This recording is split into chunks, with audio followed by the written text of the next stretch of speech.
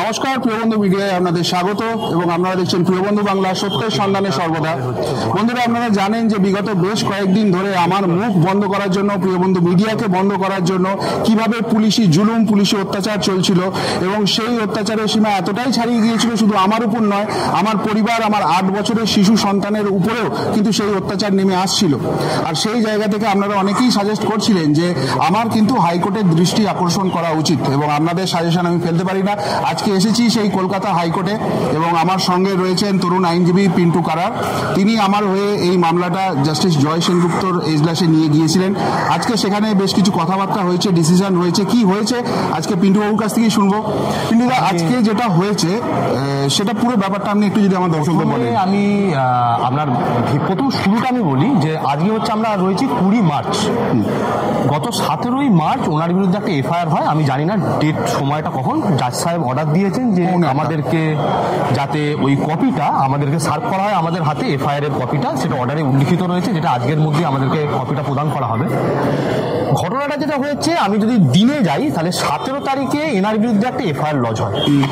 সেই দিনই 41-এ নোটিশ হয়। পুলিশি তৎপরতাটা শুধু দেখুন। এফআইআরটাকে লজ করেছে একটা ব্যক্তির নাম এসেছে মন্ডল বলে কিছু, আমি নামটা ডিসক্লোজ করবো না। তো সেই এফআইআর এর ভিত্তিতে কি হয় না, এফআইআরটা কোন সময় লজ হচ্ছে সেটা আমরা জানতে পারবো। সেই টাইমটা, ফোনটা কোন সময় তিনি পুলিশের কাছে গেলেন এবং একটা কমপ্লেন লজ করলেন। সেই কমপ্লেনের ভিত্তিতে 8টার সময় মেল করে আমার মক্কেলকে অর্থাৎ আপনাকে জানিয়ে দেওয়া হলো, 41-এ নোটিশ দিয়ে দেওয়া হলো এবং সেখানে কি বলা হলো যে 12টার মধ্যে যেন উনি সশরীরে থানায় হাজির হন। 41-এ নোটিশটা আপনারা জানেন যে একটা নোটিশ যেখানে পুলিশ হচ্ছে আমন্ত্রণ পত্র দেয়, তারপর যা করবে পুলিশের ভাবনা চিন্তার উপর পুলিশ কিভাবে তদন্ত করবে।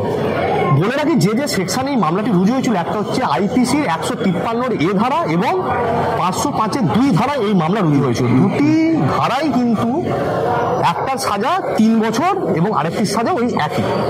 তো এই ধারাতে কিন্তু 41-এর নোটিশ ম্যান্ডেটারি। আমি সেই প্রসঙ্গে না গিয়ে বলি যে এই যে সময়টা যেখানে আমরা দেখলাম আমার মক্কেল, উনি হচ্ছেন, আপনি থাকেন হচ্ছে কর্মসূত্রে থাকেন ব্যাঙ্গালোর এবং আপনি বর্তমানে কলকাতায় রয়েছে এবং আপনার বিয়ারির সাথে যেখানে এই কমপ্লেনটি লজ হচ্ছে যে থানা, বাগদা থানা, সেই বাগদা থানার মধ্যে ডিস্টেন্স হচ্ছে 103 কিলোমিটার একদম। তাহলে এবার ধরুন কাউকে যদি কোনো একটা মেল করা হয়, সেই মেলের একটা সময়সীমা থাকে। মেলটা চেক করতেও মানুষের একটা ন্যূনতম সময় দিতে হয়। সে তো সবসময় ইন্টারনেট অন করে ইমেল চেক করতে পারে না। এবং একটা কথা বলি, এটা রবিবার, যেটা বেসিক্যালি ছুটির দিন, আমরা পরিবারের সঙ্গে একটু সময়টা কাটাই। এবং সেই সময় বলা হলো যে তাকে যেন ওই সময়ের মধ্যেই উনি চলে আসেন। এবং আমি বলে রাখি, পুলিশ এখানে হয়তো নিজেদের ভুলটা বুঝতে পেরেছিল, গাফিলতিটা বুঝতে পেরেছিল, তাই সেই দিনকে ফিজিক্যালি ওনার ঘরে হানা দেয় পুলিশ পার্সোনাল নিয়ে এবং হাতে লিখে, যেটা টাইপ কপি ছিল সেটা হাতে লিখে সংশোধন করে ওনাকে বলা হয় 4টের মধ্যে ওনার হাতে সেই কপিটা ধরিয়ে, ওনার বাড়ির রিপ্রেজেন্টেটিভের হাতে ধরিয়ে বলা হয় 5টার মধ্যে থানায় যেতে হবে। এবং আমরা সময় অপচয় না করে, আমরা ইন্টেনশনটা পরিষ্কার বুঝতে পেরেছিলাম। সেই ইন্টেনশনের ভিত্তিতে আমরা সোমবার দিন সকালবেলায় মহামান্য বিচারপতির দৃষ্টি আকর্ষণ করি যে এই ঘটনা ঘটেছে। একজন মিডিয়া পার্সন যিনি খবর পরিবেশন করেন, এইটা সম্পর্কে বলতে গেলে বিস্তারিত বলতে হবে যে খবর কি, মিডিয়া পার্সন কারা, মিডিয়া পার্সনের কি কর্তব্য, দায়িত্ব এবং তার কতটা ক্ষমতা।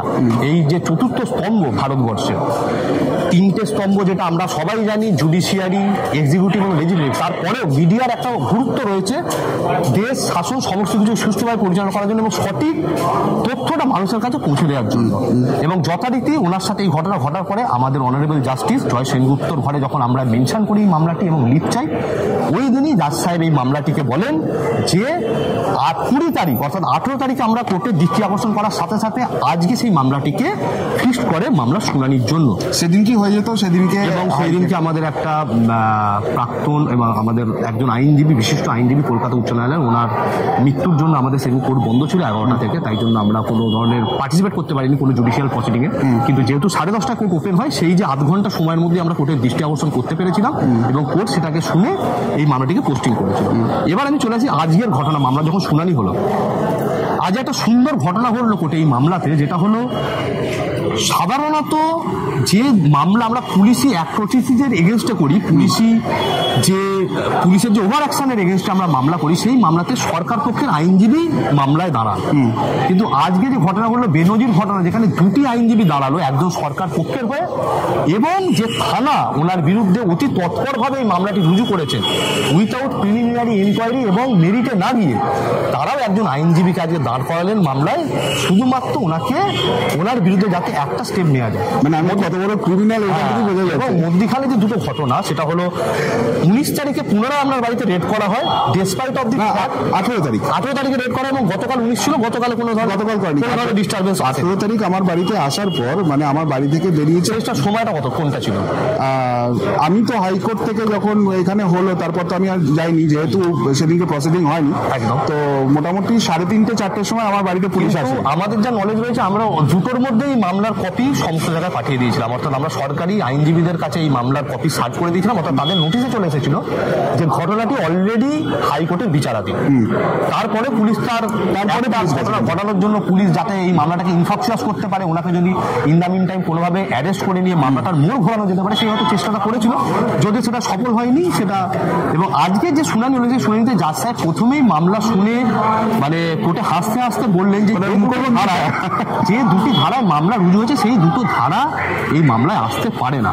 ওনার প্রতিবেদনের উপর, যে প্রতিবেদন আমরা এখনো জানি না কোন প্রতিবেদনের উপর এই কেসটি হয়েছে, আমরা এফআইআর কপি পেলে জানতে পারবো, কারণ উনি একজন হচ্ছে অ্যাক্টিভ, সোশ্যাল মিডিয়াতে অ্যাক্টিভ খবর পরিবেশন করেন, প্রতিদিন উনি খবর পরিবেশন করেন, তাই কোন খবরের ভিত্তিতে এই ঘটনাটা ঘটিয়েছে এফআইআরটা, সেটা কিন্তু আমাদের কাছে এখনো পর্যন্ত জানা নয়। কিন্তু আমরা বুঝতে পারছি যে একটা ঘটনা, সেটা আমরা মানে অ্যাপ্রিহেন্ড করছি, সেটা হতে পারে। এবং উনি ফাইনালি কি বললেন এখন, যেখানে অর্ডারটা দিলেন, সেই অর্ডারটা হচ্ছে পরিষ্কার যে ওনাকে কোনোভাবে অ্যারেস্ট করা যাবে না। এই মামলাতে আমি বলে রাখি আপনাকে, আমরা অ্যারেস্ট হবে কি না হবে এর জন্য আলাদা লয়ের প্রসিডিং রয়েছে। আমরা 438 অফ সিআরপিসিতে মামলা ফাইল করি, যেখানে আমরা অ্যান্টিসিপেটরি বেল চাই, অর্থাৎ আগাম জামিন চাই, যেখানে কোর্ট বলে যে আগাম জামিন ওনাকে দেওয়া হলো যাতে ওনাকে না অ্যারেস্ট করা যায়। কিন্তু আমরা করেছি 226 of the writ of the constitution, যেখানে আমরা রিট অ্যাপ্লিকেশন ফাইল করেছি, যেখানে সাংবিধানিক অধিকার রক্ষার্থে আমরা এই মামলা করে থাকি। এবং সেই মামলাতে জাজ সাহেব অর্ডার দিলেন ওনাকে কোনো মতে অ্যারেস্ট করা যাবে না, ওনার বিরুদ্ধে কোনো স্টেপ নেওয়া যাবে না, এবং এটাও বললেন যে এই মামলায় পরবর্তীকালে আমরা স্টে চাওয়ার জন্য কোর্টে আর্জি জানাতে পারি, এবং 2 সপ্তাহের মধ্যে ওনাদেরকে লিখিত জানাতে হবে যে এই মামলা আমাদের পিটিশনের বিরুদ্ধে ওনাদের কি বক্তব্য রয়েছে, এবং সেই লিখিত আকারে ওনারা জানানোর পর আমাদের যদি তার বিরুদ্ধে কোনো বক্তব্য থাকে সেটাও আমরা 1 সপ্তাহের মধ্যে জানাবো, এবং আগামী 3 সপ্তাহ পরে এই মামলা পুনরায় শুনানি হবে। তার মধ্যে ওনাকে যে 41-এ নোটিশ দেওয়া হয়েছিল আপনাকে, সেই নোটিশের ভিত্তিতে আপনাকে ওরা ইনকোয়ারি করতে পারে, কিন্তু সেটা ভায়া ভিডিও কনফারেন্স, ফিজিক্যাল মোডে নয়, এবং 48 ঘন্টা আগে ওনাকে নোটিশ করতে হবে, করে ভিডিও কনফারেন্সের সময় ক্ষণ নির্ধারণ করতে হবে। অর্থাৎ আমরা আপাত দৃষ্টিতে বলতে পারি এই মামলায় যে প্রাইমা ফেসি দুটি সেকশন, সেই সেকশনের কোনো ভিত্তি নেই এই মামলার, এবং কোর্ট সেটাকে অবজার্ভ করেই অর্ডারটি পাস করেছে। মানে দেখুন, লিগ্যাল ম্যাটার আপনি অনেক ভালো বলতে পারবেন, কিন্তু আমি যেটুকুনি সেখানে হিয়ারিং এ ছিলাম, আমার যেটুকুনি মনে হলো যে জাজ সাহেব এটা দেখেই বুঝতে পারলেন যে কোথাও গিয়ে একটা বোধহয় মুখ বন্ধের চেষ্টা করা হচ্ছে। অবশ্যই।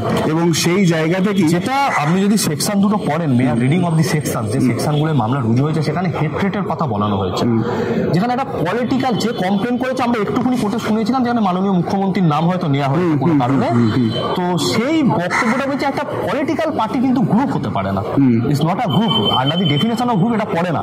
তারপরে এই দুটি সেকশনই কোনো মতেই অ্যাট্রাক্ট করে না। কিন্তু আপনি জানেন আইনের পরিভাষা খুব সুন্দর, যে যেখানে সবাইকে শোনার আপনাকে সুযোগ দিতে হবে, এবং তার বক্তব্য যেহেতু কোর্টও শুনতে চায়, তাই কোর্ট তাকে সেই সুযোগটা দিয়েছে। তার এর মানে এই নয় যে এই মামলার প্রসিডিং এ ওনারা এখন কিছু করতে পারবেন, অর্থাৎ আমরা যেটা অ্যাপ্রিহেন্ড করছিলাম, যেটা ওরা খুব তৎপরতার সাথে করছিল, সেটা আমরা আটকাতে পেরেছি, এবং বর্তমানে আপনি পুরোপুরি এই মামলাতে নিশ্চিত যে আপনাকে কোনো ধরনের পুলিশি অ্যাট্রোসিটিসের পার্টিসিপেট হতে হবে না, এইটা আমি বলতে পারি। অর্থাৎ যেভাবে নির্ভয়ে মানুষের সামনে সত্যের সন্ধান করে যাচ্ছিলাম, যেটা আমাদের ট্যাগলাইন, প্রিয় বন্ধু মিডিয়া সত্যের সন্ধানে সর্বদা, সেই সত্যের সন্ধান চালিয়ে যেতে পারি, এটা মাননীয় আদালত আজকে জানিয়ে দিলেন। অবশ্যই, মানে আপনার এখানে তো মিডিয়ার উপর একটা আপনি দেখবেন 41-এ নোটিশ কি হাস্যকর করেছে, সেখানে আপনাকে প্রায় 10টার মধ্যে কন্ডিশন দেওয়া হয়, একদম একদম একদম কিছু ভেদ কন্ডিশন, কিন্তু 41-এ নোটিশে কোনো কন্ডিশন দিতে পারে না। 41 নোটিশ ইজ মেয়ার নোটিশ, যেটা হচ্ছে অন্বেষ কুমারের জাজমেন্ট এবং আপনার ডিকে বাসুর জাজমেন্টের কমপ্লায়েন্স। সেখানে বলা রয়েছে যে এর আগে যে পুলিশের অত্যাচার আরো বেশি ছিল, যে মানুষ মানুষের যখন তখন তুলে নিয়ে চলে যেত। বিভিন্ন ঘটনা ঘটেছে, আপনারা ডিকে বাসু যদি মামলা কেউ করে থাকেন আপনারা জানতে পারবেন। কিন্তু সেই জায়গায় সেইটাকে প্রতিরোধ করার জন্য এই নোটিশের ব্যবস্থা, কিন্তু সেই নোটিশে পুলিশ কোনো কন্ডিশন দিতে পারে না। না, শুধু কন্ডিশন দেয়া নয়, নিচে একদম মোটামোটা করে লিখে দেওয়া আছে যদি আপনি এগুলো কোনোটা ফেল করেন আপনাকে কিন্তু 41 এর ওই আরো দুটি সাবসেকশন অ্যাড করে তাতে আমরা অ্যারেস্ট করতে পারি। এবার অ্যারেস্টের তো বিষয় এখানে নেই, কারণ এই মামলাগুলি এখন তো আপাতত হাইকোর্টের দৃষ্টিভঙ্গির পর এটা তো কোনো মতেই অ্যারেস্টের জায়গা নেই। কোর্ট স্পেসিফিক্যালি বলে দিয়েছে যে আপনাকে কোনো মতেই অ্যারেস্ট করা যাবে না এই মামলা, এবং অন্য কোনো বিষয়ে এই মামলাতে আপনাকে হ্যারেস্ট করা যাবে না। আচ্ছা, তার মানে এখন আদালত আপাতত 3 সপ্তাহ বাদে একটা শুনানি হবে, এই মামলার শুনানি হবে। এবং আমরা যেহেতু আমাদের মামলাতে যে আমরা আজ যে প্রার্থনা করেছি জাজ সাহেব অনারেবল জাস্টিসের কাছে, আমাদের প্রার্থনা খুব সোজা যে এই এফআইআরটাকে কোয়াশ করে দিতে হবে, অর্থাৎ এই এফআইআরটাকে খারিজ করে দিতে হবে কোর্ট থেকে। কারণ এই এফআইআর এর কোনো জায়গা নেই, এই এফআইআরটা স্ট্যান্ড করতে পারে না কোনো মতেই। এবং আমরা এফআইআর কপি পাওয়ার পর আমরা আবার বিস্তারিত এইভাবে আলোচনা করতে পারি এটার উপর যে কি ধরনের এফআইআর হচ্ছে, এটা কিভাবে টার্গেটিভলি যে যারা হচ্ছে খবর পরিবেশন করে এবং যারা হচ্ছে মূলত রুলিং পার্টির স্টিমে তারা ভাসে না, তারা রুলিং পার্টির যেটা ভুল অর্থাৎ সেই খবরটাকে পরিবেশন করাটাই স্বাভাবিক, এটাই হচ্ছে গণতন্ত্রের স্তম্ভ হিসাবে তার কাজটাই হচ্ছে সঠিক খবরটাকে তুলে ধরা এবং যাতে কোনো ধরনের যাতে সঠিক ইনফরমেশনটা জনগণ পায়, এবং তার সেটা তো কোনো অফেন্স নয়, সেটা কোনো সরকার যেটা সামনে আনতে চায় সেটা হচ্ছে প্রচার, আর যেটা লুকোতে চায় সেটাই খবর, সেইটাই সন্ধানই আমরা করি। যাই হোক, পিন্টুবাবু অসংখ্য ধন্যবাদ, আপনারা আছেন বলে আমরা এই লড়াইটা করে যেতে পারছি এবং এই মাননীয় আদালত আছে বলে আমরা সত্যের সন্ধানটা করে যেতে পারছি। আজকে আপাতত আদালত থেকে এইটুকুনি, নতুন প্রতিবেদন নিয়ে খুব তাড়াতাড়ি ফিরছি, নিজের জায়গায় নিজের চেয়ারে বসে আবার আপনাদের যেরকম ভাবে খবর দেখাতাম, খবর শোনাতাম, সেটা অবশ্যই করে নিয়ে আসছি। খুব ভালো থাকবেন, নমস্কার সবাইকে।